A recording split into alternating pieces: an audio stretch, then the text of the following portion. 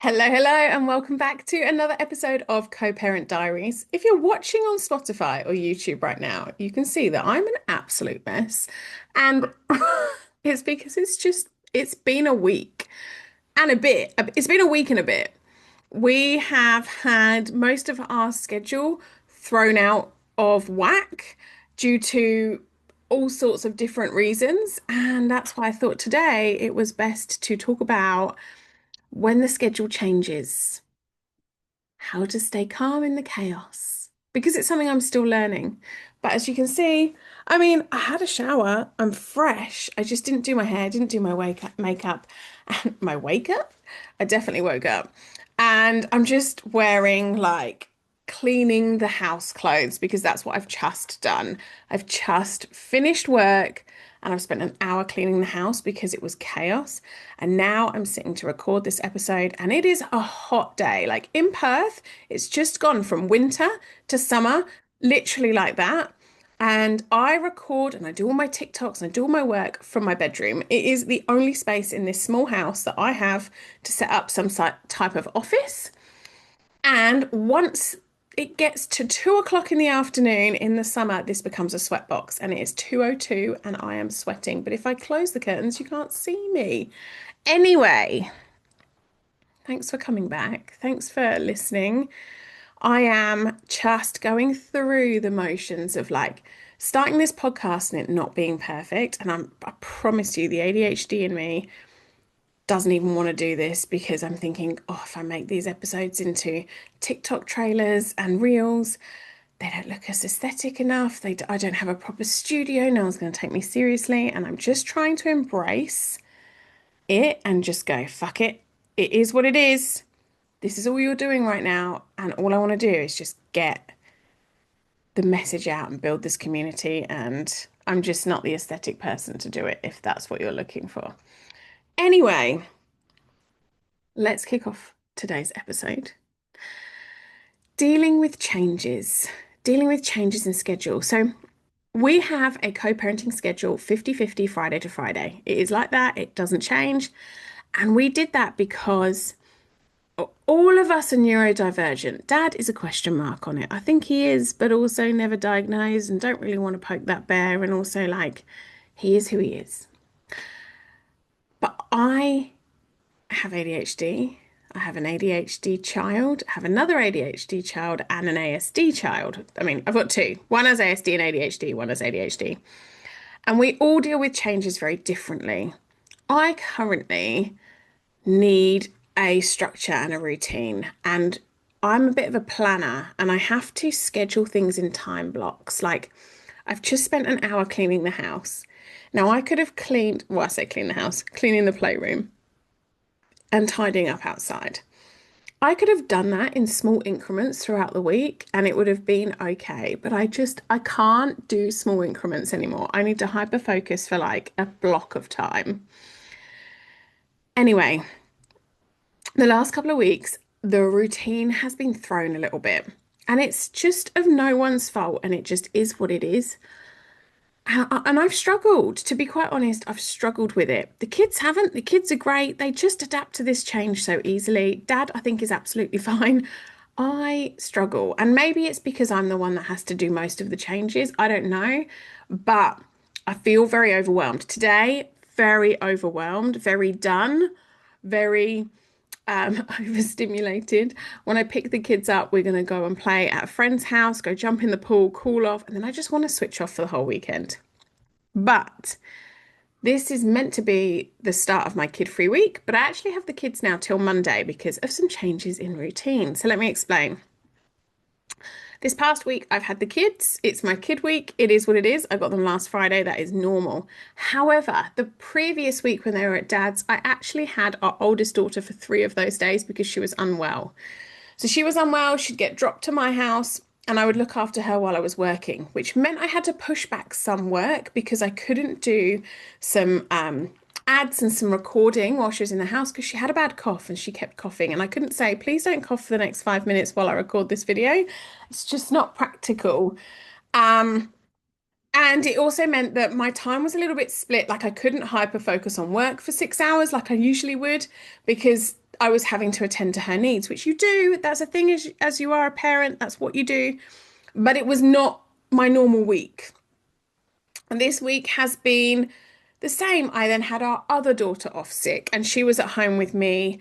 She only went back to school yesterday, which was Thursday. So she had Monday, Tuesday, Wednesday off. And again, couldn't do a lot of my work because I need like complete silence and I can't ask them to stop coughing. Yesterday, I took the day off because it was my daughter's school trip and she wanted me to go with her. And that was great. That was fun. But again, I lost a whole day of work. And we had some appointments that we don't usually have. And then this weekend, I've got the kids for an extra weekend. So there's a lot of changes going on. And one thing I think I haven't done, which I did do today, is just acknowledge the emotional toll that change and unexpected change has when it comes to routine. And I think as well, when you're a parent, it's not like you've got a couple of appointments for yourself and you've got to go and deal with them. When you've got things for the kids, it's like it's a bit extra emotional because you're having to manage and coordinate them and manage their emotions, but also do all of the stuff. And sometimes it can be a lot. Like I've got to the evening sometimes, wanted to watch an episode of Yellowstone, and I'm just like, oh God, I've just got to go to bed. I'm just knackered. So it's normal to feel emotional. It's normal to be frustrated. It's normal to feel overstimulated and out of whack. But what you need to do is learn to acknowledge it and learn how to, I guess, anticipate those changes. And that's just not something I did this week. With a lot of the work that I had on, I should have pushed it back and said, hey, I've got two sick kids. Until further notice, I cannot do this job. You know, with my freelance stuff, my full-time job, I could. And I'll be back to you when they're better. And they're better, but I now need a few days rest. And I didn't give myself that. I'm overworked and I'm about to crash out.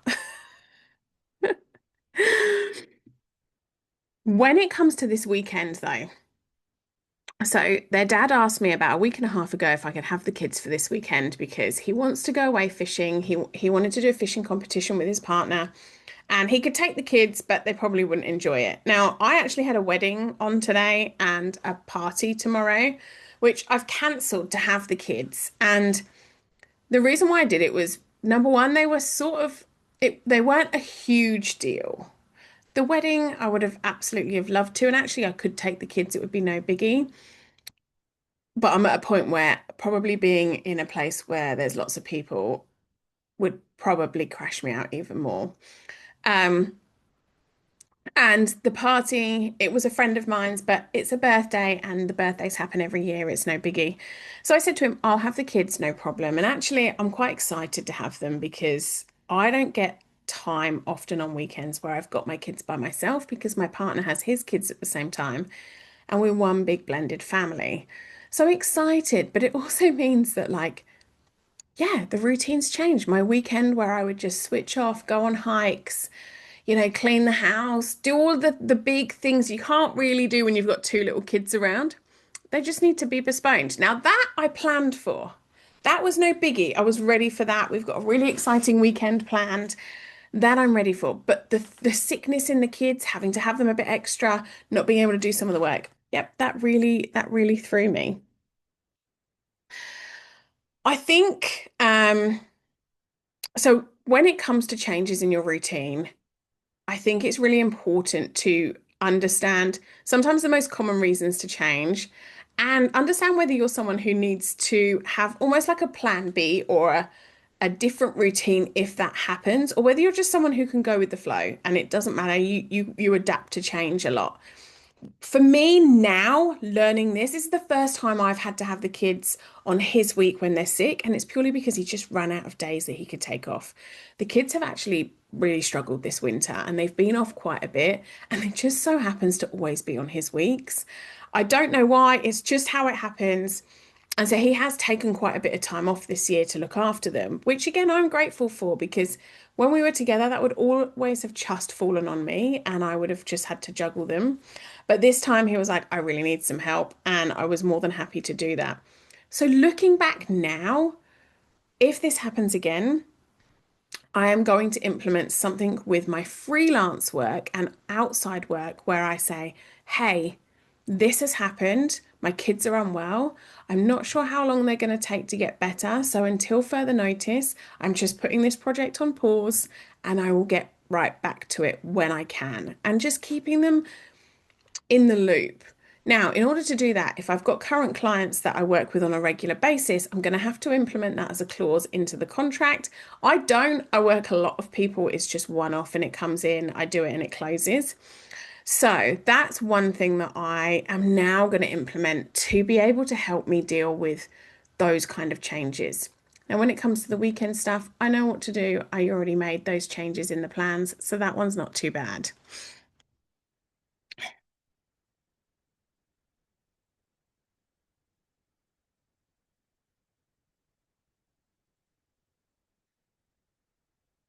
When it comes to changes in the schedule and dealing with your co-parent, I think sometimes you need to acknowledge whether it's change that can be avoided and it's just like your co-parent is causing that change or you're causing that change, or whether it's just a case of life's happening and you're going to have to adapt to it. You know, the most common reasons are illness and emergencies with the kids, or even the parents. That's also a thing. Other things are like travel, family days, events, special occasions. One parent needing more flexibility with work is also another thing. Um, and also birthdays, Christmases, holidays. They're the most common reasons to change. And when dealing with your co-parent and when creating that, I guess, co-parenting blueprint, it's really important, I guess, to acknowledge some of those and let them know where there is flexibility and where there isn't flexibility. For example, um, if my if my kid's dad decided to change his job and he couldn't find a job that suited the hours that he currently has in his job and he needs to change them, it's something I acknowledge, but I've told him, you know, when we first started this 50-50 co-parenting and I got my job, I was like, hey, I've started a full-time job now, so I don't have as much flexibility as I used to just be able to help you out. If you have to change hours with work, we need to have a discussion. And it's probably likely that I could help you out a couple of mornings or a couple of afternoons a week on your time, but I couldn't do everyday pickup or everyday job drop off because I actually catch up on my work the weeks I don't have the kids. So it was almost anticipating that there was some change coming and setting some boundaries in that sense, I guess. So I hope all of this makes sense. I know my ADHD brain goes all over the place. The best way to move through these changes, to create your blueprint, to create your co-parenting structure is just communication, clear communication. I've learned when he tries to change things or things change, I need a day or so to process it, work out a plan, and then go back to him. If he rings me up and is like, hey, can you do this? Or texts me, like, for example, when he texted me and said, hey, can you have the kids an extra weekend? I straight away just wanted to reply, yeah, no problem, because I'm a people pleaser. But I've learned I need to just step back. I need to go look at my calendar. I need to speak to my partner to make sure that he hasn't booked anything in that then is going to have to be cancelled before I can make the decision. So communication is always so key. Being respectful to each other is key. If something pops up, something pops up. You know, it's just part of life. You're never going to have a co-parenting relationship where everything runs smoothly 24/7, um, and no change is ever put in. It's just never going to happen. The second thing is focus on the kids' needs over the inconvenience. Let's say, for example, this weekend, Dad wants to go away to do a fishing competition. Now, if he just wanted to go away fishing, I'd be like, no, go fishing on your own weekends. But it just happens to be a competition. It's a special date. They don't do it at any other time of the year. It's literally this one, and he's been the last 2 years. For me, I'm like, yeah, sure. Like it's no problem. That is something that you want to do. Just so happens to fall on a kid weekend. Taking the kids with you will be an inconvenience for the children. It will be probably be an inconvenience for him too. But it'd be an inconvenience for the kids. And I think, you know what? The kids would love to be here with me over on the bank of a river sleeping in a swag for 2, 3 nights. I know what they're like. Also, I was like, I actually really want to hang out with the kids. So, you know what? This is going to be a win-win for everybody. So, that was me focusing also on the kids' needs, not like everybody else's needs. The other thing when you do need flexibility is understanding that sometimes like your co-parent doesn't have to agree to be flexible. It doesn't ha they don't have to do what you've asked them. So some grace with asking. If you ask with grace and it's met with understanding, then you're always going to come to a pretty good agreement or arrangement or whatever you decide to do. The other thing, finally, when you're asking for changes in anything, is try not to guilt trip, blame, or be like, well, I did this, I did that, well, I did this for you, I did that for you. Just use really clear and neutral language. Just really like, hey, I'm going to use another example. So, their dad actually has to have the kids for every Friday in October because I have a wedding on one Friday that I've got the kids. So I'll pick them up Saturday and then I'm having my 3 teeth removed on another Friday. So I'm picking them up on the Saturday. And when I asked for the teeth, I texted him and said, hey, I've got to have 3 teeth out. And um, I don't think I'm going to be able to pick the kids up from school on this day.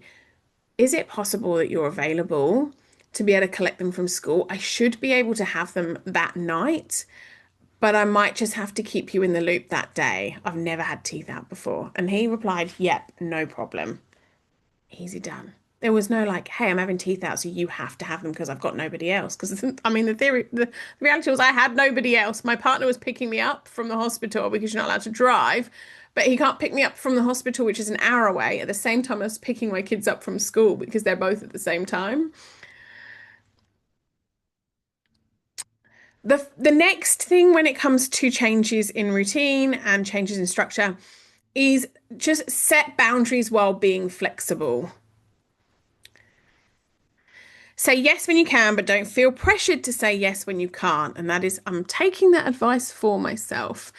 Their dad has actually asked me to have the kids twice before, one for I think it was a 21st birthday, and once for a stag do. He asked me 2 days before those events, and I was like, no, I can't. I already have plans that I can't cancel. You've asked me too late.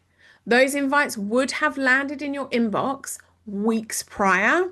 Ask me then, and then I won't book anything in my calendar. But yeah, I was like, sorry, I just can't. And that's a boundary that I had to set. I said to him, I'll always help out if I can, but I can't if you give me 2 days' notice. I said to him, I plan my weeks a week ahead. I said, so use that as a rule of thumb. I have already planned things in, so you can't just then try and book me. Whereas with him, I know he doesn't plan anything until the day before. Not that that's an excuse to ask him late to help out.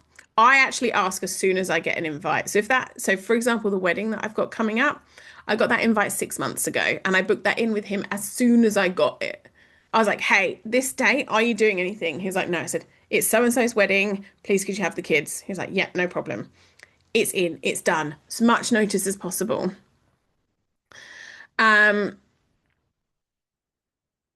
Another thing that we do is we have a shared calendar. So we use Family Wall app and any changes or anything at all to do with the kids goes in that app and we can see what is going on. I mean, we have the PE days for the kids in there, so we're both reminded of what day to send them in PE kit.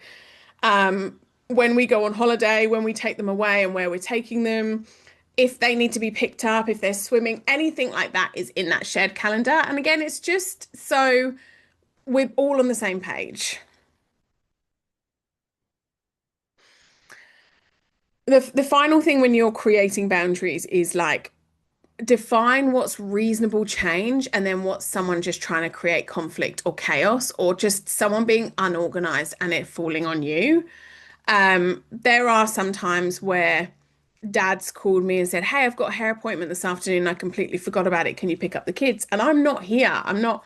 I'm nowhere near picking the kids up and I'm like, sorry, no, like that is something that you could have avoided with some planning, like put it in your diary, have a look at it. Don't ask me last minute. I'm not here. I'm not going to drive all the way from where I am to go pick them up because you've scheduled things wrong. Um, but again, sometimes he has also done that and I've gone, yeah, I'm at home. I'm going to go pick them up. So maybe I create boundaries and then break them, which is not a great way to teach someone else to respect your boundaries. So take that one into account. Um,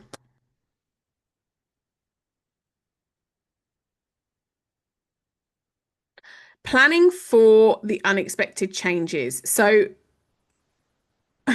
I'd love to talk on how to plan yourself, but as I've already explained, I don't do very well and I'm currently learning that. But creating, I guess, spaces where you can ground yourself or ways to thrive in the chaos is important. I don't know how you do it, but I'm just going to tell you that it's probably important to have. However, having backups when things change. For example, I know two people who could pick my kids up from school who aren't their co-parent if an emergency happened. And they're the emergency contacts that I have with schools. If I have to call them, they know. Um, there's a bunch of other stuff as well that we have in place. But also, don't forget, you have to prepare the children for the change. So today, I sat down the kids this morning and I said, hey, today is Friday. It's changeover day. Daddy would normally be picking you up, but mummy's picking you up from school today because you still have three more sleeps at mummy's house. Is that all right? And they're completely fine with it.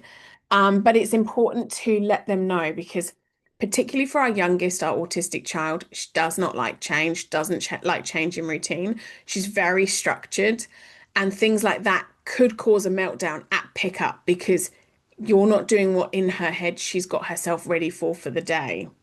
So that's also really important.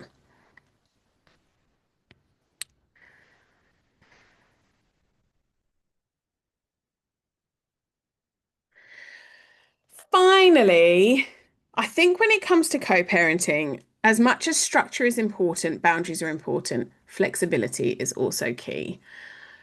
Being flexible with each other allows that space for you guys to, I guess, just drift and, I don't know, not be so rigid. I think of it as like a building. If there's a building that's just with thick foundations and straight lines and they've got no like wiggle room, and there's an earthquake and that whole building falls down.